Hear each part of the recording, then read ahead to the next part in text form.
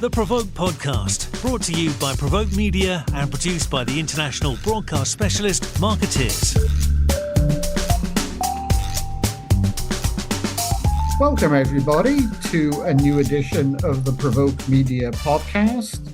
I'm your host, Paul Holmes, founder of PRovoke Media, and I am joined today by the principals of 3 of our 2024 agencies of the year.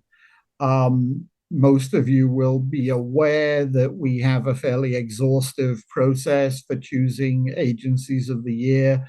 Our editorial team meets with, in North America, somewhere between 50 and 60 agencies. We get written submissions from a number of other agencies.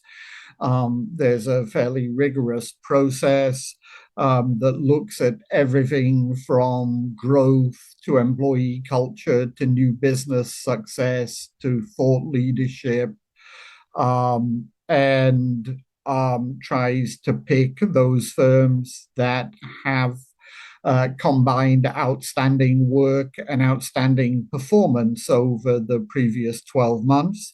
I think it's fair to say that the 3 firms that we have represented here today are an interesting cross-section of this year's winners.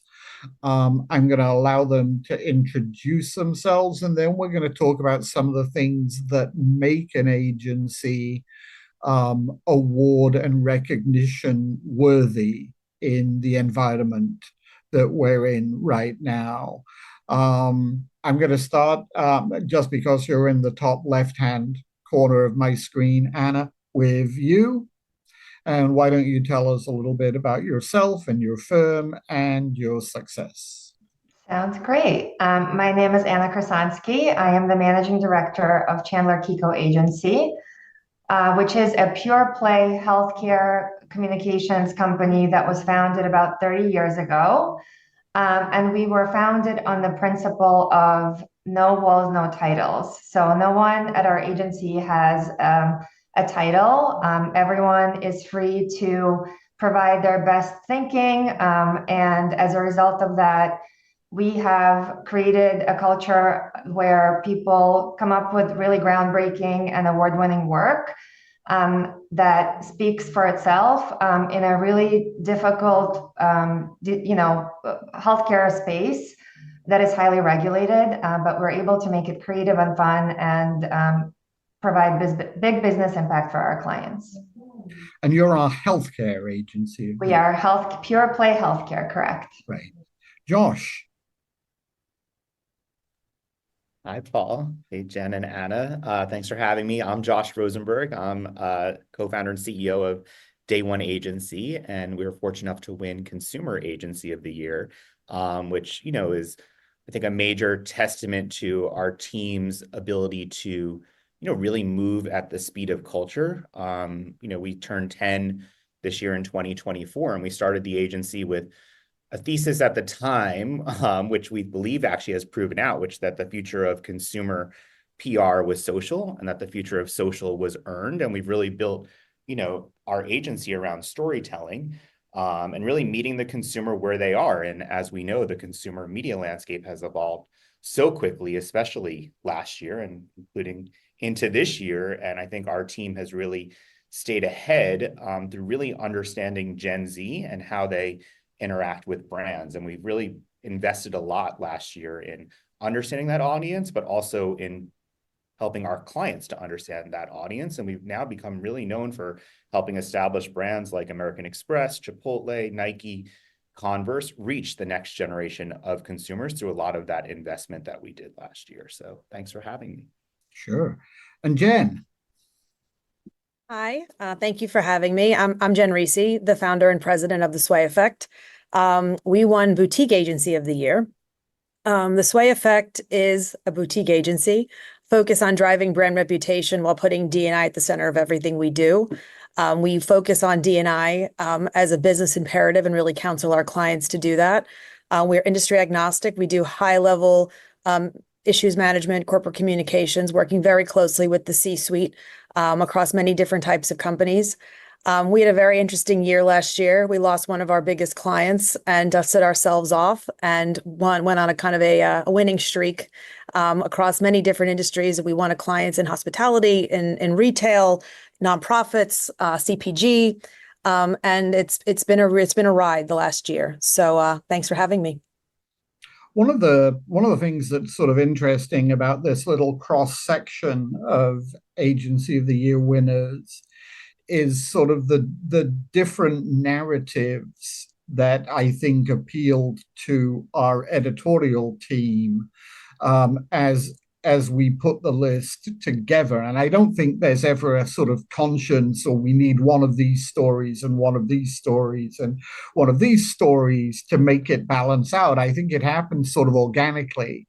But we do have here, in the case of Anna and Chandler Chicco, a sort of comeback story. I think it's fair to say that CCA was more or less a fixture on our list 10 years ago and has appeared more sporadically in recent years.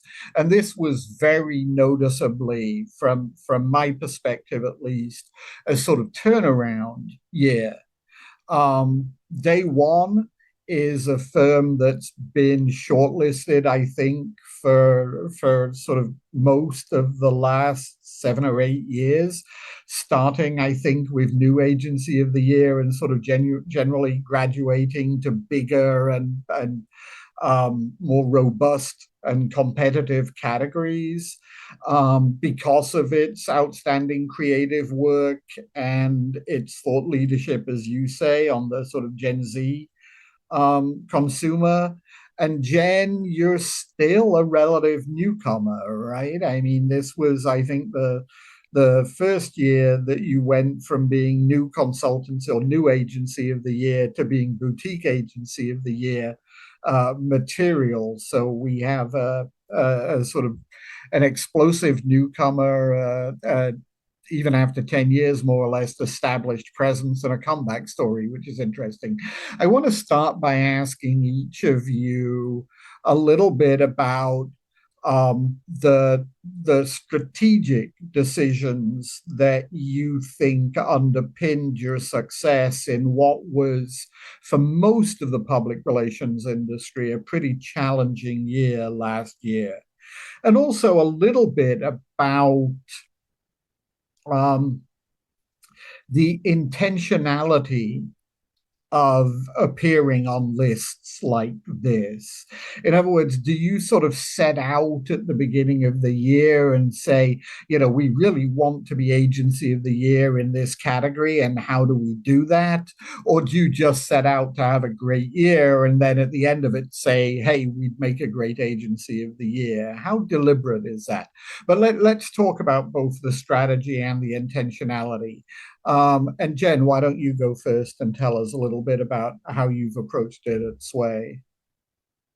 At Sway, we're very results driven. I know a lot of people say that, but we really are. I mean, we worked as an extension of our clients' teams, and we just do really good earned media relations, whereas a lot of agencies are shying away from that.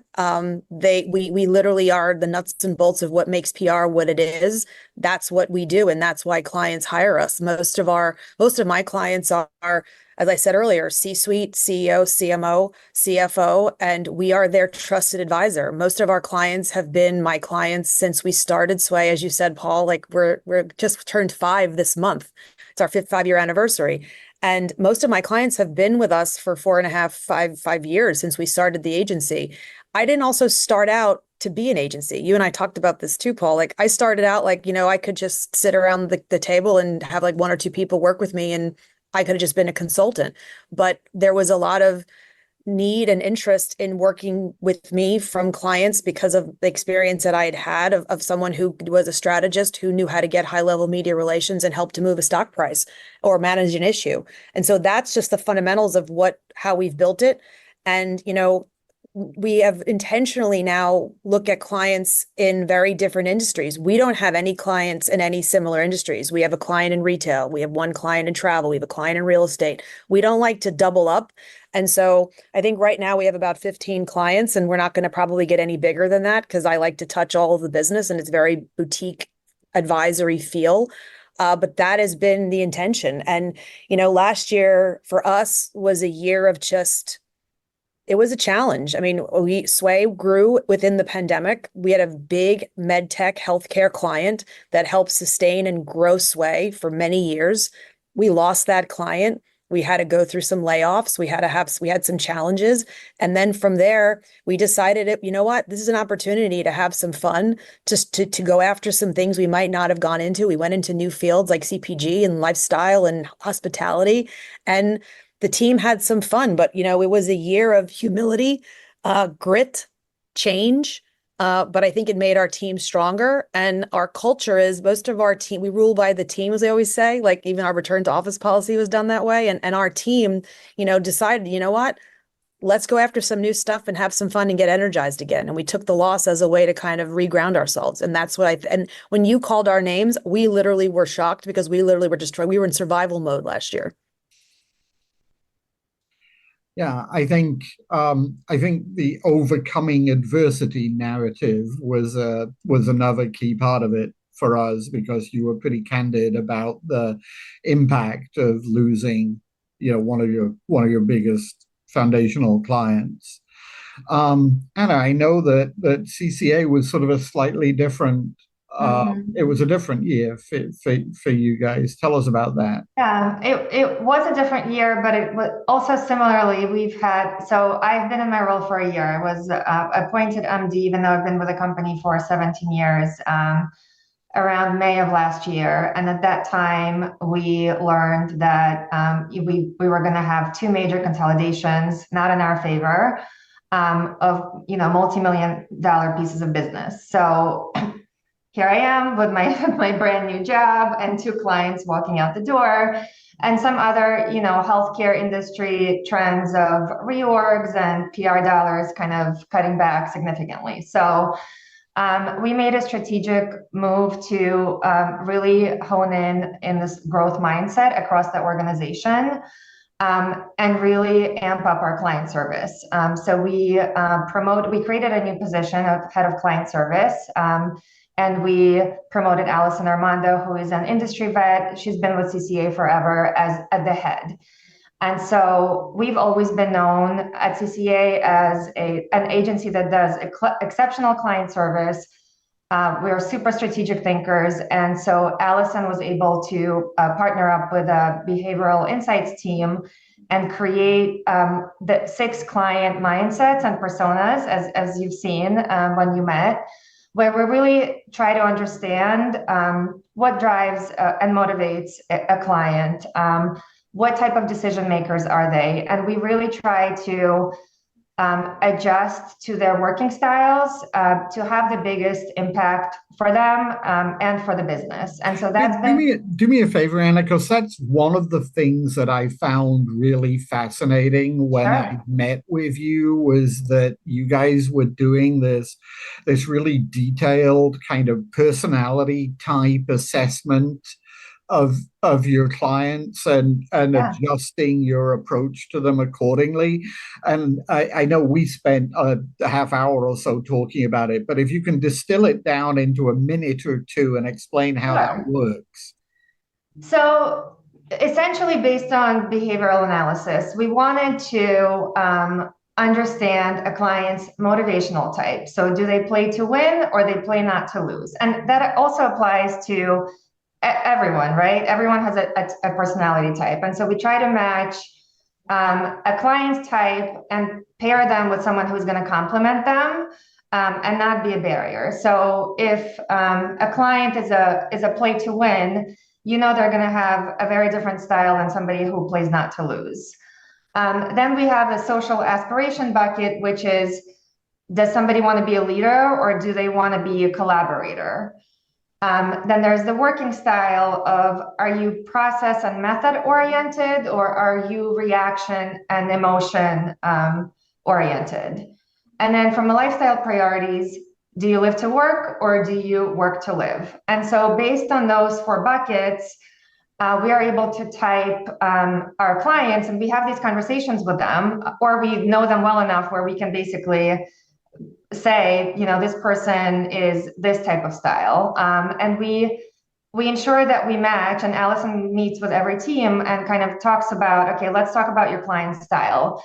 What are the things that they're looking for from what motivates them? And so what are the team members that can amp up the things that they're most passionate about and help support in those that maybe they need a little bit more support in. Right. And you're pretty convinced, right, that approach was a key factor in your success last year.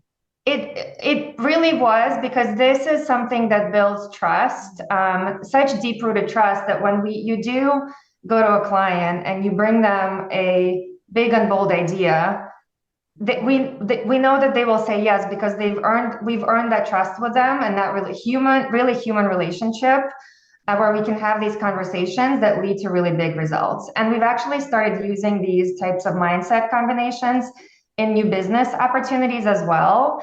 And clients really perk up when they hear, when we want to ask them real deep and personal questions, because we really want to get to know them. I find it fascinating because I'm sure it's something we all sort of feel like we do intuitively, but to bring process to it, I found that genuinely very interesting. Josh, tell us a little bit about your year. Yeah, so I would echo a lot of sort of what Anna and Jen are talking about too, just in the 2 buckets of, relationships and client service. And I think that, similar to Jen, like we really only have, and we have for the last, 8 of our 10 years, 12 core clients that, really invested in us as much as we've invested in them. And I think through last year's tough year, those relationships really came to bear. We too lost, a large client that we had for 8 years. Actually, we didn't lose it. Everyone there got laid off in a big layoff that many of you may have read about. So we had 1 business unit left. But frankly, due to those relationships and sort of our client service mantra is to be the best part of our client's day, 4 of those clients that, unfortunately got laid off all landed on their feet and hired us in their new roles, which has been fantastic. And, we've replaced that revenue and have, some other great client work to show and to share. So I think that sort of key tenet really helped us through the difficult year and frankly through the pandemic. On the other side, one of the things we invested in last year as well was our Day One Leadership Academy, which really brought all of our leaders together. One of the things that we do, similar sounds like to what Anna does with her clients, but we do with our team, is something called Insights Discovery, which we have now done for everyone at the agency, plus as part of our onboarding, which similarly sort of helps you understand sort of like a color-based personality, how you like to work, how you like to communicate with, that is surprisingly accurate. So we really try to implement that across the agency and across our leadership team because, we grew a lot as well during the pandemic, and we have 4 offices, and not everyone really knew each other or from a leadership perspective or knew how to work with each other. And I think one of our competitive advantages is speed, and that is really important. And I think having those relationships outside of my personal dreaded Slack for the rest of the team is super important. And Insights Discovery and the Leadership Academy really helped to gel our team. Right. It's interesting that even in the first few minutes of this conversation, each of you have touched upon things about your agency's culture that make it different than many of your competitors. And obviously, being very intentional about creating an employer of choice culture is vastly important in an industry where the competition for talent can be even more fierce than the competition for clients. So tell me a little bit about what you've done to create a distinctive culture and how you've handled the sort of work-life balance issues that plague the industry and were very much to the fore during the pandemic. Jen, you mentioned that you'd taken, and we talked about this, a pretty democratic approach to some key decision making at Sway. So tell me a little about that. Even when like I said, Sway started, it grew up within the pandemic and we did everything remote. But, I unfortunately got my first office space March 1st, 2020. So that was a really smart business move that I then wasted a lot of money because nobody gave me a deal because we were in the Chrysler building because that was a great address, right? But when we started to come back to the office, that's when, we really started to work on creating the in-office culture. And I think the team really was craving being together and being in the office. And, I had intended to have like a couple of offices and a shared office space. We now are up to 4 because they all like to be in the office together. And so the culture we've created is very much a team-driven environment. Return to office policy, we had it a couple days a week. They all decided they wanted to be in the office more.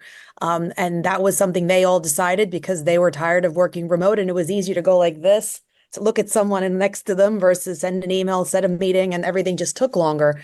But, the work is better. And I think that, our team is a group of, it wasn't on purpose. We have a lot of women, mostly women. We have one really cool creative guy, who's our creative designer, and we're announcing a new gentleman who's joining us as a creative executive leader officer, and Diana's actually doing the story this week.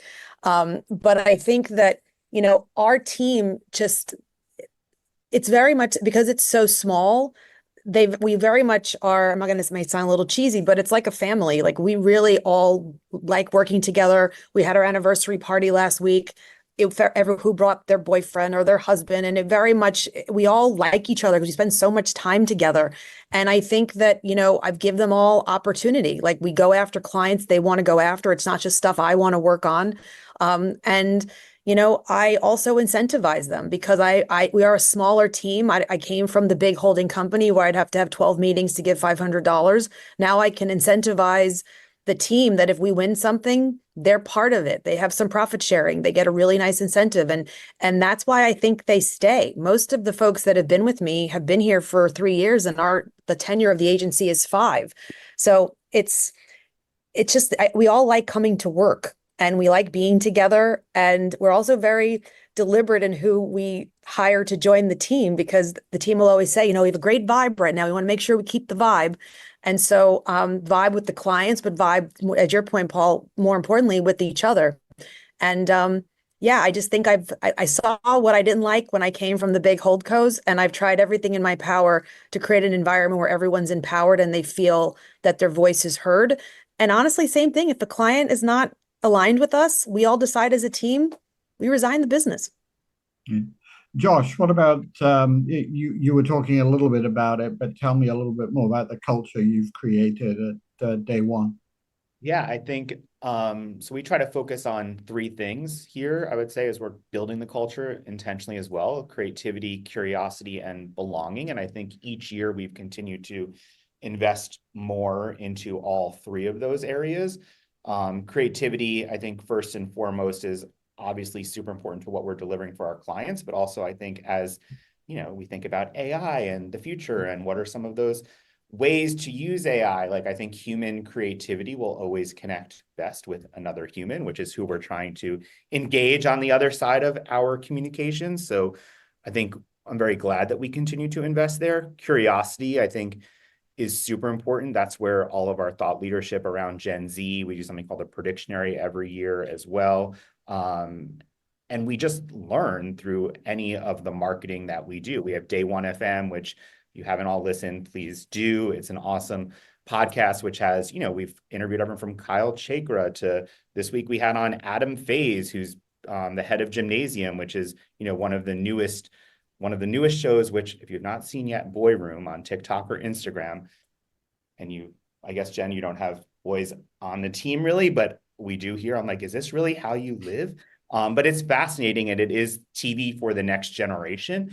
And I guess I get to, selfishly learn from a third of our agency is Gen Z, but from the thought leadership that we put out, which is, frankly, also our marketing. And then lastly, but most importantly, as we grew through the pandemic, belonging has become and is so important to belonging, both to Day One and to the culture that we have here. And last year we launched 6 ERGs, which across the board, we have 95% of the agency is a member of one of them. So that really does help to bring a lot of people together. One of my favorite stories around that is one of my colleagues in our Portland office came to New York for a Nike shoot, and he'd never been to New York before in his life. And our African-American Black ERG called the Get Together, like they had a party for him while he was here. They showed him all around town, and he loved that experience. And he knew everyone without ever meeting them before, and in a city that he'd never been to before. So I feel like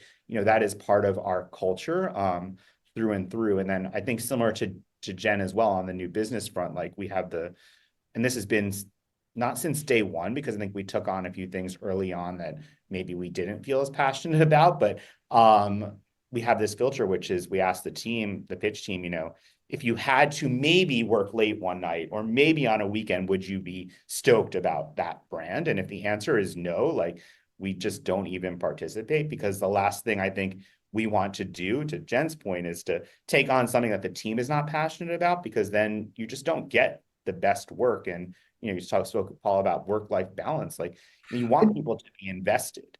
I have to ask you a question about that, because I always wonder when I talk to successful agencies, and they talk about their selectivity in working with certain clients, which makes perfect sense to me. I actually think that every agency should look at its client list and fire the worst couple of clients every year, because every agency has, or not every agency, but a lot of agencies that I talk to have at least a couple of toxic clients that everybody seems to know about. But do you think that you become successful because you're selective, or do you think that being successful allows you then to be selective? Which is the chicken and which is the egg, as it were?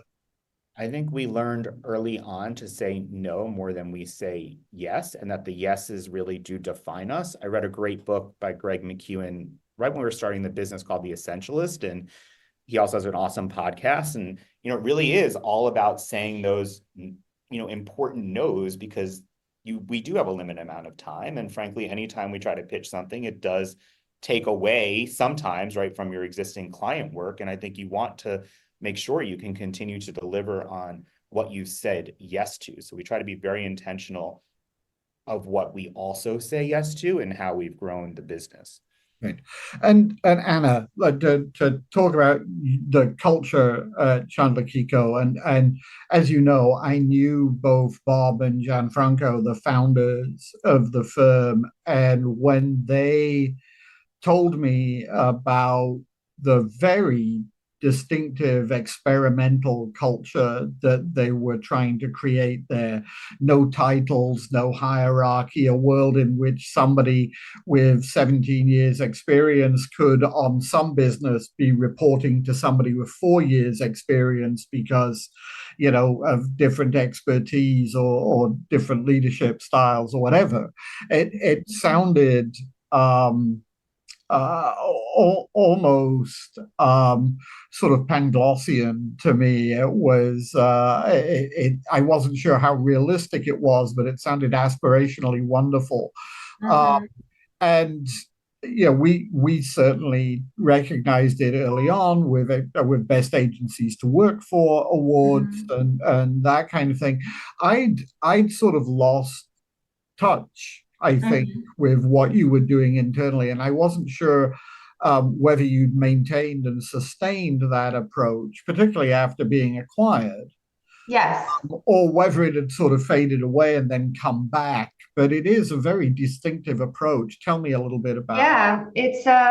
It's still there. No one has a title within the company. Well, now I'm managing director, but people just know to go to me that way. And Allison is head of client service. But other than that, there are no titles. And I'll give you an example. I was working on a new business pitch, and I sent out a company-wide email asking to e-brainstorm for a platform name for this client. And I kid you not, the intern came up with a name, and that ended up being in the pitch deck that was presented. And we have numerous examples of, we always invite people of all levels of years of experience to brainstorms, to strategic discussions, because that's where the creative and the fun and the outside the box thinking comes from. And that's what we pull into all of our programs, and that's what really make them shine. Paul, as you know, in the last 2 years, we've taken a Sabre home for the pharmaceutical campaign in partnership with Genentech. First, we did a song and music video, and the next year we did a fashion show in partnership with the disability community. And a person with maybe 5 years of experience found the spokesperson and the partners that ended up making the campaign what it was. And the spokesperson till this day, like he's thanked this woman on our team who found him in a random search, and now it's kind of taken off. And so we really encourage and we want to hear from people of all levels of experience, because they're the ones that make our program stand out. And we're really proud of that. So that still continues and is true to this day. The other thing that sort of stood out to me as we went through the sort of earlier questions was each of you seems to have a really sort of high touch approach when it comes to client relationship management, both with existing clients and in the new business world, sort of, really getting to know the client. And a lot of this stuff sounds like it's obvious and surely everybody is doing it. But tell me a little bit more about sort of your approach to client relationship management and things that you've been doing differently or especially in there, Anna. So, I mean, besides the mindset and, the monthly check-ins with our head of client service to really pressure test our thinking and ways that we could help support our clients, we take a very, human approach to those relationships. We show up as people.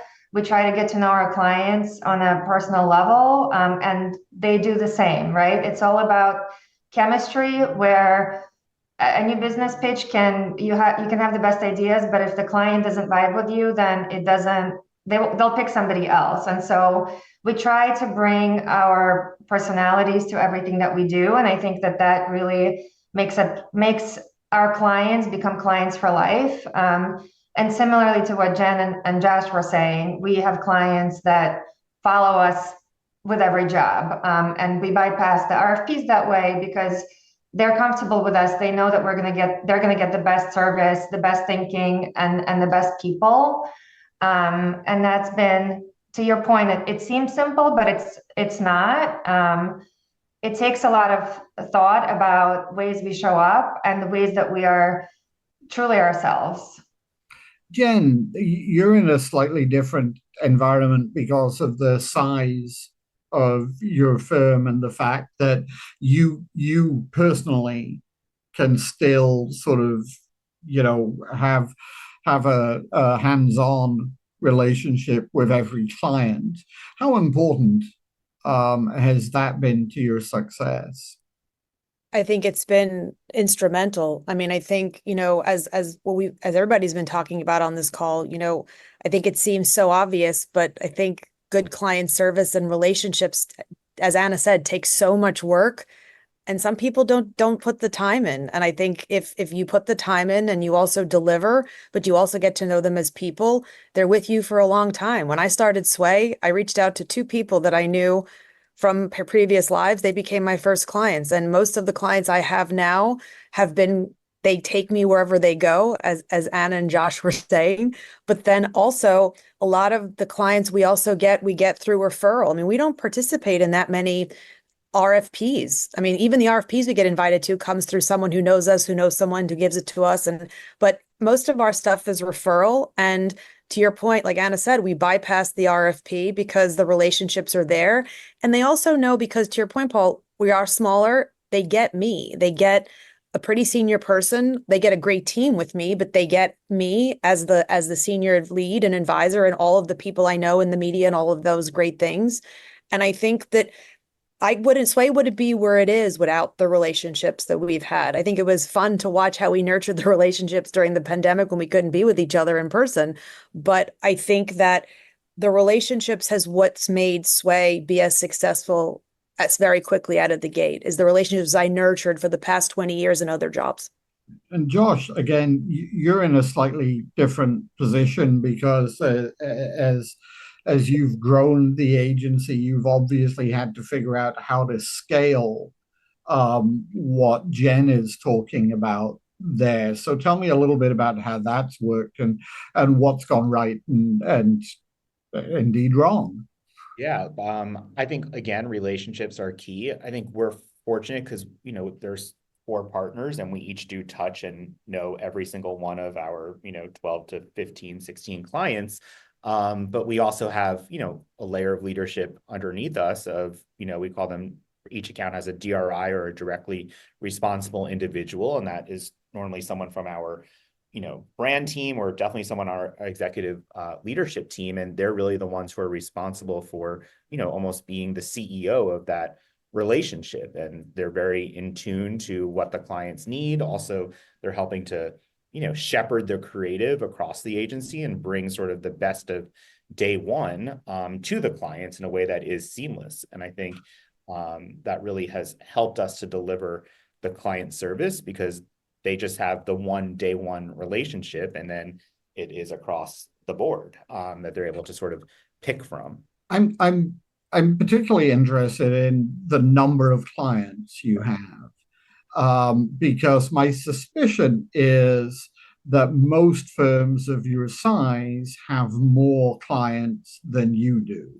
And my impression is that you've been, again, quite deliberate about saying we don't want sort of a huge roster of clients that we do a little bit of stuff for. We want a clients who really trust us, who we can go deep with. Yeah. And I think that also has really helped us, especially when you need to move quickly. And, frankly, there is a lot of churn on the client side, even if it's the same people that work there. A lot of the big companies, which we do work with, primarily global brands, they rotate their teams around. So a lot of times our day one team knows more than the specific client, and we're helping to onboard them into their new roles because they came from a different brand. And I think we've, been very choiceful as well, as we think about, how do we take on clients where we can invest in them, understand their business, how they work, and then grow beyond the single brand or business unit that we maybe first to start a project with, for example. And then I would say, lastly on that, we've really worked to build out our capabilities to really, be the creative agency as it relates to earned in most places, right? And then also, we have a great creator and casting team of about 25 people where we're, thinking about who are the influencers and the creators. We have a studio in Los Angeles of our LA office, about 50 people, where we're able to produce that real time and as well as planned content. And frankly, a lot of what we're doing in social, as the larger media landscape continues to evolve, now is on connected TV. So now we're producing, 15 seconds and 30s and sometimes 60s that reach the consumer in other places. But, it all does start with earned, and how do you get someone to care and share? And then we don't do any paid here, but all of our clients, because they are big, have paid agencies that we partner with that sort of figure out where, once the idea is, set, where that should run and how they should, get in front of the right consumer after we know it's working. So I think we've been intentional on building out those capabilities to help us to grow with those clients. This conversation has already sort of whizzed by faster than I'd anticipated, and so I think I probably have to start to wrap it up. And I have one sort of last question, looking to the future. Um, Obviously, agency management is a question of sort of prioritizing and figuring out what the new challenges are. What are the priorities for each of you over the next sort of 2 or 3 years? Is it growth? Is it culture? Is it staying ahead of technology, which is sort of tsunami like right now? What are the things that are priorities for you, and what are the things that are keeping you up nights, trying to stay ahead of? Jen? Well, on a positive note, where I'm looking to bring in new talent and to continue to go after new industries, kind of for me, it's been, winning this award and approaching the 5 years. It's like this moment that I'm like, okay, what do we do now? What's next? And so I'm using it as a moment to think about, to your point, what clients we want to keep, what clients do we possibly want to say ta-ta, what industries we want to go into, bringing some new talent, having meetings with my team. We just had the team just had a half-year check-in and just what they're excited about, what they're concerned about. We have a lot of change right now happening in the business. For some reason, it seems like most of my clients, the client leads are moving in different directions, who's stepping down, who's moving on. So it's an interesting time just to see how the different dynamics are going to play out. But I think for us, it's continue to do really good work, continue to diversify the portfolio, continue to create a place that the team wants to be and excited about. But for me, it's just to continue to do good PR work, but also I want to bring in some new talent and also go after some new clients to keep everybody energized. What about you, Anna? So obviously AI is top of mind, and the way that we leverage it for predictive storytelling, reputational intelligence, and measurement with our clients. It's always, how do you know you were successful? It's beyond, the number of earned articles or impressions. So we've created an offering that looks at reputational intelligence from a number of ways and can actually look at sales against all of the communications activities that we do and see if there's trends there. And also growth, purposeful growth in terms of how we continue to upskill our team to prospect, to keep that client for life mentality. So we expand and we keep the clients that we love to work with. Josh? Yeah, I would say, even just thinking back to maybe the question around like our culture and what made us successful, I think continuing to really focus on creativity, curiosity, and belonging. Because at the end of the day, I do believe that good work begets more great work. And I think we want to make sure our team can continue to be inspired, and that this is a culture and a workplace that can help our clients to deliver that great work, because I think that is the key to growth in the end. So I think that's also what keeps me up at night too. But I think where we want to continue to invest along those three sort of key areas. Great. Well, thank you very much, everybody. It's great to have sort of, three of the most successful, I think I can say, young leaders in a profession. You're all certainly way younger than I am. And sort of look at the success you've built, not only over the last 12 months, which obviously I always worry that sort of the PRovoke Media Agency of the Year is our industry's equivalent of the Sports Illustrated cover, where it's the peak and then you're never heard from again. But that doesn't happen very often. So I'm not worried about regression to the norm or whatever the term for it is.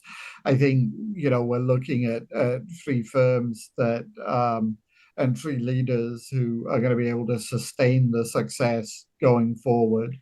And getting your insights on meeting the challenges of today and tomorrow and building a successful culture was hugely helpful. I hope our listeners will find it as insightful as I did. Thank you very much, all three of you. Thank you so much. Thanks, Thank you. Josh. Thanks, Jen.